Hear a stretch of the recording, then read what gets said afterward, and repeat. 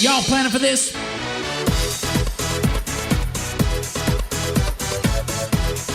Welcome back, TPR Nation. This is Jamie Shalansky in an episode of Worlds to Conquer. And this month, we're going to have a 4-part series that is all about onboarding brand new clients. And we had such an overwhelming response from the TPR Nation, financial advisors just like you, who reached out to us at lifestyle@theperfectra.com and said, listen, we just implemented Surge. I'm thinking about Surge. I don't know how this works with prospects. How do I still grow my practice and onboard new clients if I'm going to start having this super hyper focused disciplined time in which I'm seeing clients known as Surge?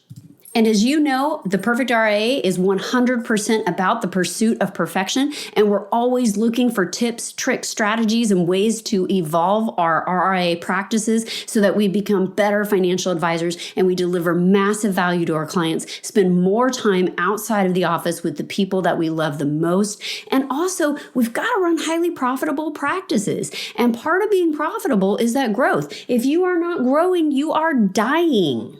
At Shalansky & Associates, we are an enterprise office. That means we have 5 financial advisors at our practice, and our team makes up about 15 people in total. We have the financial advisors that meet with clients and provide financial planning advice. We have our operations team. They're responsible for the movement of money. And then we have our relationship managers, and our relationship managers are responsible for the relationship and the communication with clients and prospects alike. At Shalansky & Associates, we've been in business for almost, over 40 years. So our mother and father, Floyd and Rosa Shalansky, started the practice in 1981.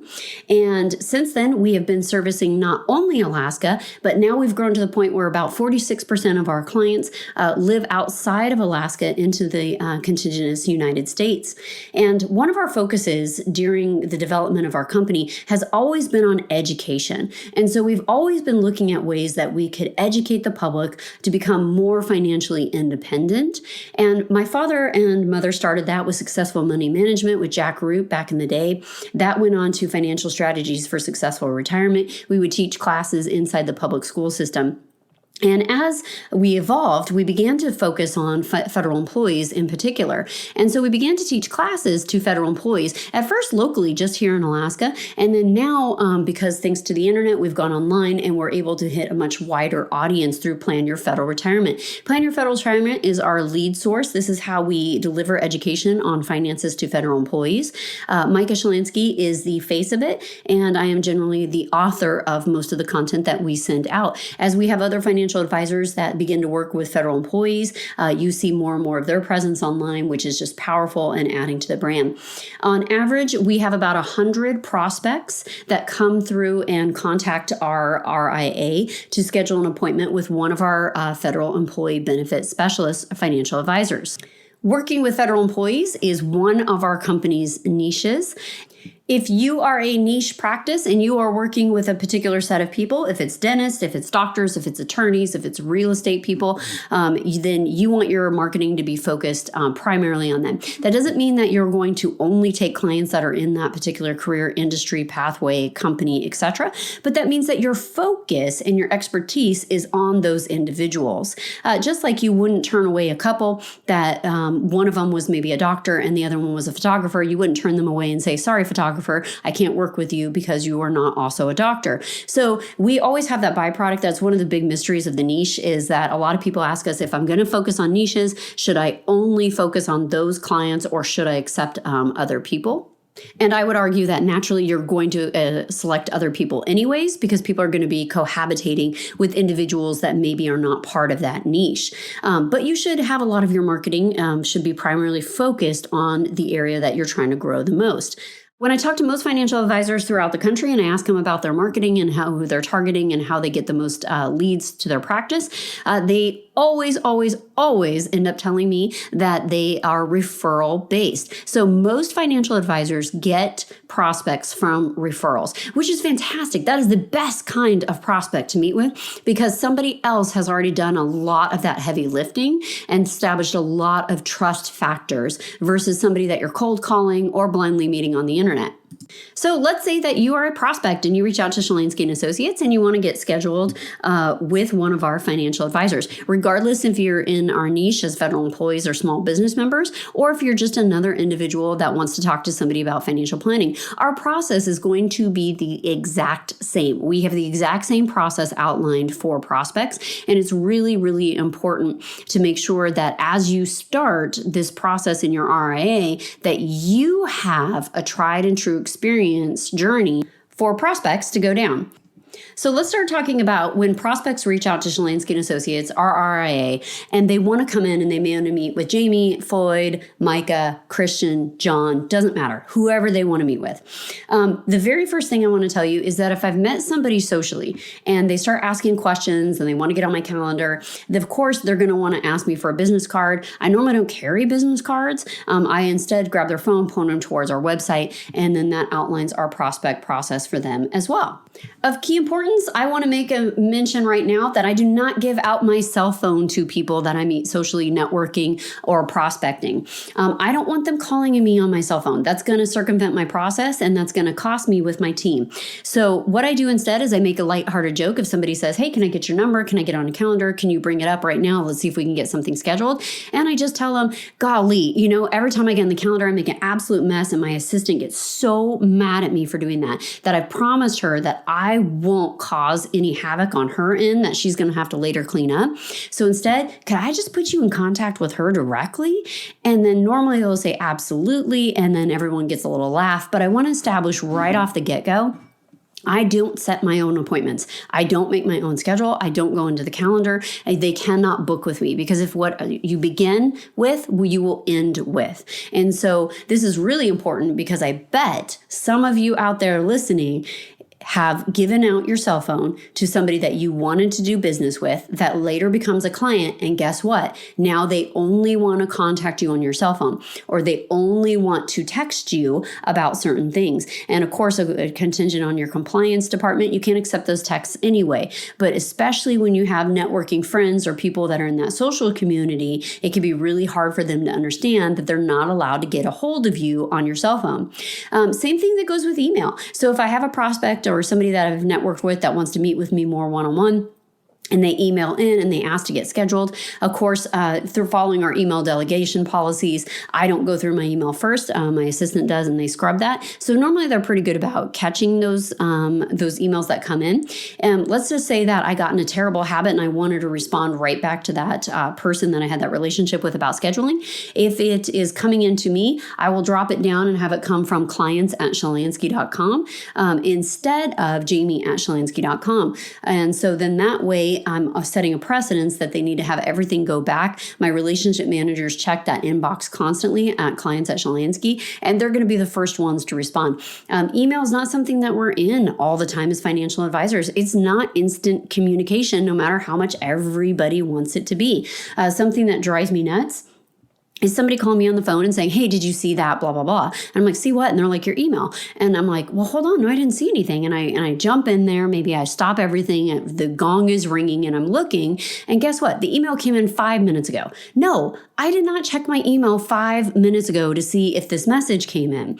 Just like I wouldn't run out to my mailbox and check it every 5 minutes to see if somebody dropped me a line of post. Email is not instant communication, and I'm not going to set the fundamental standard with brand new people, especially prospects or clients, that is the best way to get a hold of me directly. If you want to get a hold of me directly, you need to go through my team. So when prospects call into the office, because we practice Surge, we have 3 times a year that we're really hyper disciplined in meeting with clients and prospects alike. And so at Shalansky & Associates, our spring surge is always mid-March to mid-April. Why? It's tax time. People are gearing up for taxes. They're in the habit of giving information. It's really advantageous for them to meet with you during that period. And then in the summertime, we have different sprinkled in dates. We call those our mini surges because we really like talking to clients and prospects. And so we want to make sure we give that space and opportunity to deliver massive value to them during that summertime. And then in the fall, we really want to meet with clients sort of mid-October to mid-November. There's a lot of really great reasons to reinforce why this period of time works. Everyone is back in school. We're looking at Roth conversions. The year's about to wrap up. And then also, it's right before the holidays. So we do a lot of estate planning during that time period as well. So there's not 365 days out of the year that a prospect can call into our office and guaranteed getting scheduled. So how do we handle that with prospects? How does a prospect call our office and hear that it might be 2, 3, or 6 months before they're able to come in and talk with one of our financial advisors? And when you first start this, it's very intimidating to tell a prospect, I'm sorry, I don't have any room on my schedule to see you for 3 months, especially as financial advisors, because we know how much energy goes into obtaining that prospect. It can be really, really difficult to break habits of scheduling a Saturday or an afternoon or telling them that you have something cleared up and just making one exception. So make sure that if you're going to follow the surge schedule, and you're going to move into this hyper-discipline period, that you've got good rules of success about where and when you're going to meet with prospects. And it cannot be any time that the prospect wants to, because where does that end, right? So if you just say, yeah, absolutely, let me clear my schedule and I'm going to see you next Friday. I normally don't see anyone on Fridays, but I'll make an exception for you. What you start in the beginning, I'm going to say this over and over on this podcast, right? So what you start in the beginning will last until the end. So if you're constantly making those exceptions, then that client or prospect is going to anticipate you're going to make those exceptions throughout the course of your relationship. In fact, my father, when he first started the practice, you're young, you're hungry, you're trying to grow a business and create this incredible enterprise office that has become Shalansky and Associates. He used to say that a prospect is somebody that could fog the mirror, right? Is somebody with a pulse, somebody that was willing to meet and see with you and you wanted to get in front of. And we become more and more discerning as the years go by. But back in those early days, my dad would even meet with people at 7 o'clock at night. He would meet at their house. He would drive on Saturday or Sunday. And it took my mom a long time to get him out of the habit of just saying yes. As financial advisors, if we are asked to make an exception, we will always say yes. I know I will. If I have a client on the phone that says, oh my gosh, I really got to meet with you. Can we just get together about X, Y, and Z? I'm always going to find a way to make an exception for that client. Regardless of how much money that we're earning off of them, how long they've been a client, how new they've been a client, it doesn't matter. I will find 1,000 excuses as to why I needed to break our processes. So instead, I'm just going to remove myself from the equation, and I don't handle doing the schedule. I handle that. I hand that over to our relationship managers, and they are phenomenal at finessing that prospect or that client off of the ledge and finding a good date and time. Now, am I speaking to emergency situations? No, I'm not, right? If it's an emergency situations, we have places on our calendar that emergency lives. But for the most part, there's not that many financial emergencies that make it where you have to drop everything at 7 o'clock at night or Saturday morning, Sunday afternoon, drive to a client's house and handle those affairs. So how do you teach your relationship managers to set expectations? So a couple of things happen when a prospect calls Shalansky and Associates. Not only are they going to be told that it could be several weeks, if not months, before they're able to meet with a financial advisor, but we also charge for our prospect appointment. At this time, we charge $497 for an hour of our time, and that can be with any one of our financial advisors. If you want to meet with one of the Shalanskys, it costs quite a bit more. We have a premium on that simply because our books of business are full. We've limited the number of clients that we want to work with because we want to have really impactful relationships. And so there's a premium to get on our schedule to meet with one of us Shalanskys.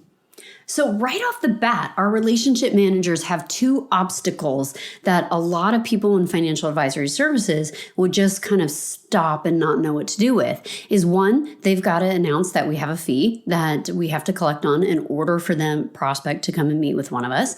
And then two, they've got to negotiate the calendar with them. So here are a few tips on what I do to train our relationship managers, and now our lead does to train our relationship managers when it comes to prospects.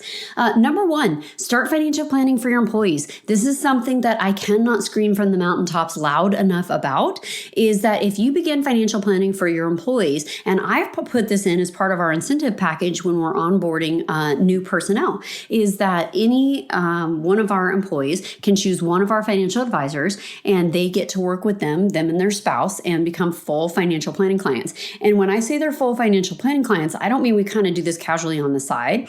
I mean that they set an appointment, they They go through the exact same prospect process. They have to give us the exact same documentation we're going to ask prospects for.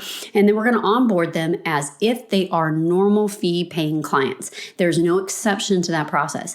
And here's the power of doing that. When we set those expectations, when we give them the full financial planning experience, now they understand the value. And remember, with relationship managers, these are people. And so these are the people that are going to have the most conversations and interactions with our clients throughout the duration of their time working with us. So I want to make sure that the relationship manager understands what financial planning is. And the best way to do that is to have them hire a financial planner and go through the process.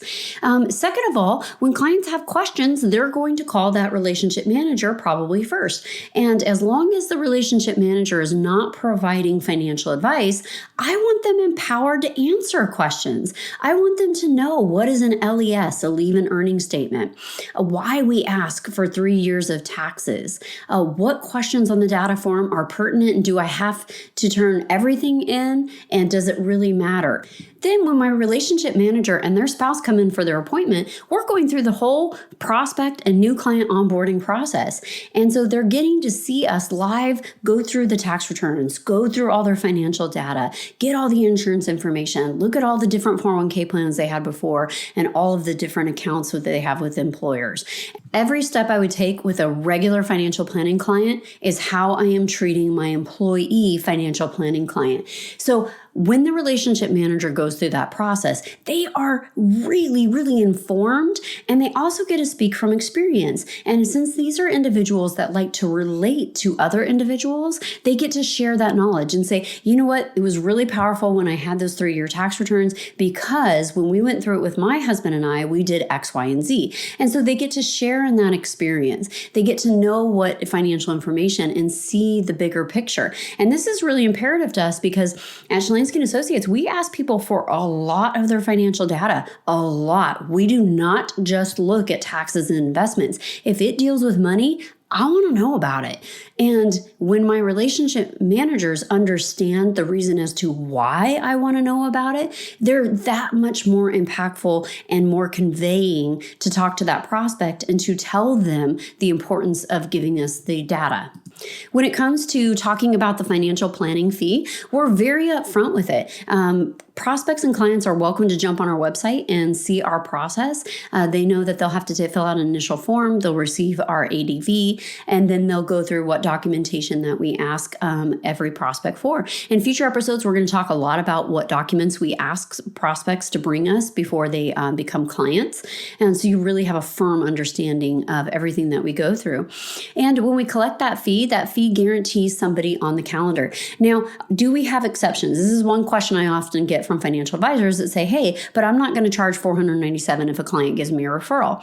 So in our office, we give all of that a space to live.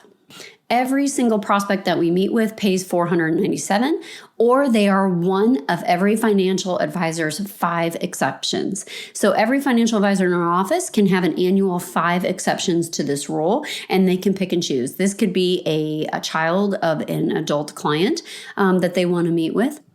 This could be a family member. This could be a widower. I don't care how you choose your exception. It's your exception to choose from, but you only get 5. Now, after we get to that 5th one, and if you've exhausted that and somebody gives you a 6th one that you want to slide in under here, then the financial advisor has to pay for the appointment time. If you don't want to charge the prospect, then you have to pay for that yourself. So we've really established that rule with the entire organization. So one, it gives financial advisors space to waive the fee where possible. Or where desired. And then second of all, what to do if they don't want to waive the fee. And sometimes when you're the one that has to cut the check for the $500, it really kind of puts it in perspective because our time is not free. Our time is focused. It is highly disciplined. It is an exchange of value. If we are spending time with a prospect, a client, if we're building financial plans, if we're networking, if we're team building, we are compromising that time away from our family and our loved ones. And there's a cost for that.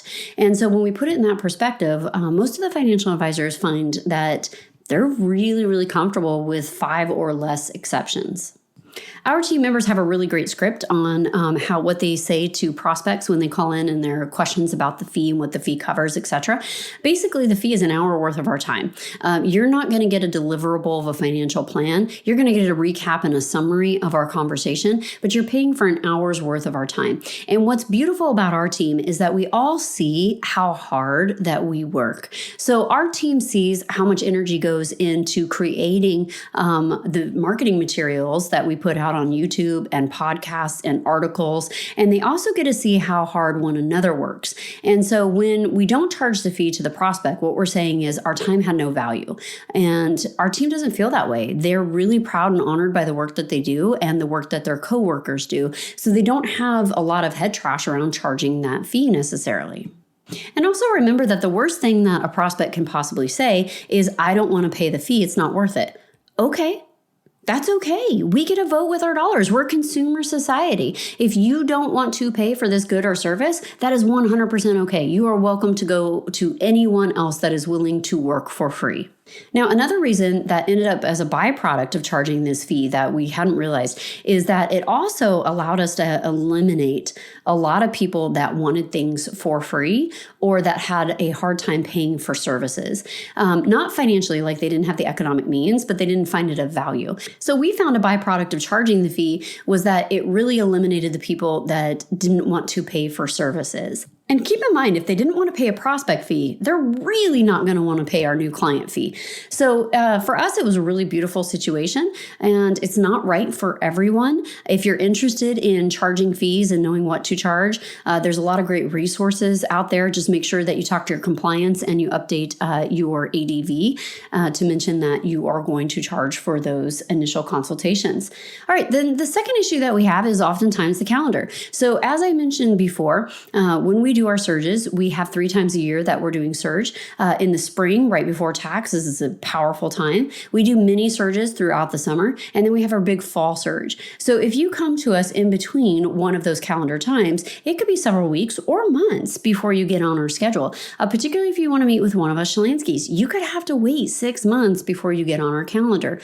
And what is really important here is that our relationship managers understand how to express that it is going to be several weeks before there's an availability on our calendar. Because what you don't want to have a relationship manager say is they're unavailable, right? We don't use that word unavailable. Instead, we say our next availability is on Tuesday, September 26th. Would that work for your schedule? And then it's a yes or no for the prospect. Either it works or it does not work. And if they ask for anything sooner, we're happy to put them on a cancellation list. We're happy to maybe see if they can work with a different advisor in our office that might have more immediate availability. And then we allow it to become the consumer's choice of what they want.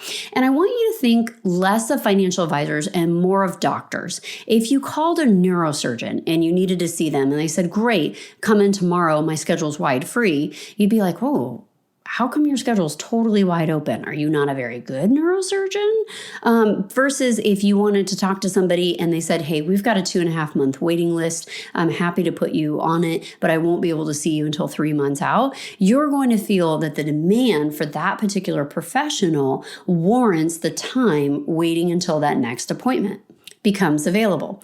So if you're an Invictus member or Backstage Pass member, jump into our website, theperfectra.com. We have a lot of scripts that we've already written out. And then also we have some Q&A. So one of the things, here's your next pro tip of working with a relationship manager. One of the things is that you want to make sure that you sit down with your relationship manager and say, hey, what are you worried about a prospect or client saying to you, especially if you're just about to roll out Surge or you're just about to charge people for meetings. So if you've gone through the expectations of what it's like when a relationship manager works with a financial advisor as a financial planning client, and they're really comfortable with the process, now it comes into the head trash, right? They're afraid of being yelled at or screamed at. And remember, relationship managers, again, are people. So they want to please. They want to find a way for things to just work out. They don't like telling people no, right? These are the people that generally take on too much in their personal lives simply because they want everyone around them to be happy.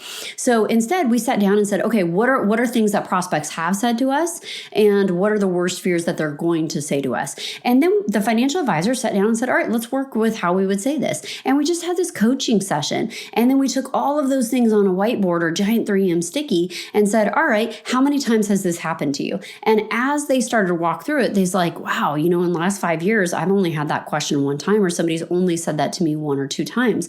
Well, 1 or 2 times out of hundreds and hundreds of phone calls is a pretty good percentage rate, which they'll agree to as well. One of the things our relationship managers do really well when they talk to prospects is also help them set expectations that in order to be on our schedule, there's going to be a lot of homework on the side of the prospect prior to that appointment. We're going to want them to get a lot of financial information pulled together. And once everyone sees that personal financial fact finder that we give out to prospects, it's about 11 pages. So it can be really, really laborious. And prospects are oftentimes very, very thankful that their appointment is not immediately happening. In fact, we've had prospects call us and say, listen, I really underestimated pulling all this together. I've only got 4 days to my appointment. Maybe I should reschedule. What should happen, etc. So we have scripts about how we negotiate that conversation with prospects that underestimate how much information that we're going to look for. And, I know it's cliche because everyone says it, but we really are comprehensive financial planners. So when we want to see all of your financial picture, we want to see all of it. And I don't want just you writing something down on our fact finder. I want you to also support that information with statements, because sometimes it's not what you know, it's what you think you know that maybe not be so. Let's make sure we come home with those action items that we've been talking about. So we talked about how we go out and we market for different prospects, and that's our lead generation. How are people coming to us, and what can we do better to elevate that experience? You're not marketing to everyone, because if you're marketing to everyone, you're marketing to no one. So you'll really want to spend some time honing in how you best get leads. And if those leads come from referral, what's your referral process? How are you knocking it out of the park? Are you going to charge for prospect appointments? Have you been considering charging for prospect appointments? Do you have some head trash that nobody's going to be willing to pay to meet with you? Evaluate whether or not that model makes sense for your particular practice. When it comes to your employees, please make them do financial planning with you or somebody in your office. Make this as part of your incentive package when you give new employees a job offer. You will be amazed at how impactful this is, because no longer will you have to explain why you need certain documentation. You will now have your team advocating, because they'll get it. They'll see it as part of their bigger financial plan. And that will save you tremendous amount of time. And remember, relationship managers are people. They want to relate, and they're going to talk about their own experience and why it mattered. If you are starting Surge in your practice for the very first time, or really kind of adopting or refining your processes, remember Surge is a hyper-disciplined period of time in which you are doing nothing but focused on client meetings and delivering massive value to clients. So in order to pull off Surge successfully, you really have to have a lot of calendaring rules and processes in place. Sit down with your relationship managers and your ops team. Ops are responsible for the movement of money, and make sure everyone is harmonized. If you are a part of an enterprise office, I will give you a lot of reasons why Surge happening at the exact same time period for all the financial advisors makes a lot of sense. And amongst those reasons are the synergy and collaboration that you're going to have just by everyone being on the same sheet of music at the exact same time and seeing appointments at the exact same time. It also really helps your team focus, because now they're in Surge at the same periods and they're really going through that same effort together. When it comes to the calendar, if clients are not, or prospects are not able to get on your calendar right away, how is your team empowered to help them? What constitutes an emergency? What gets on your calendar immediately? What steps can you take to stop breaking the process as the financial advisor? And maybe one of them is to create a rule where you never set your own appointments and attach a really nasty fine to doing so that if you break that process and you screw things up for the team, there's a price that you have to pay. And sit down with your relationship managers. They're the ones going to have the most amount of conversations with your clients or prospects on the phone prior to you ever meeting with them. So go through the head trash. What are they most concerned about? What are the responses they think they're going to get? And then allow them to start really journeying through that fear of rejection or fear of disappointing other people. Okay, TPR Nation, this has been Jamie Shalansky in an episode of Worlds to Conquer, where we unpacked how we handle prospects that call into our office and how we empower relationship managers to have really, really difficult conversations like waiting to get on the schedule, collecting fees, rejection, what documents are necessary, etc. In the weeks to come, we'll continue this subject as we talk about new client onboarding within our RIA. Hold on before we go. Something that you need to know. This isn't tax, legal, or investment advice. That isn't our intent. Information designed to change lives. Financial planning can make you thrive. Start today, don't think twice. Be a better husband, father, mother, and wife. The perfect RIA, the perfect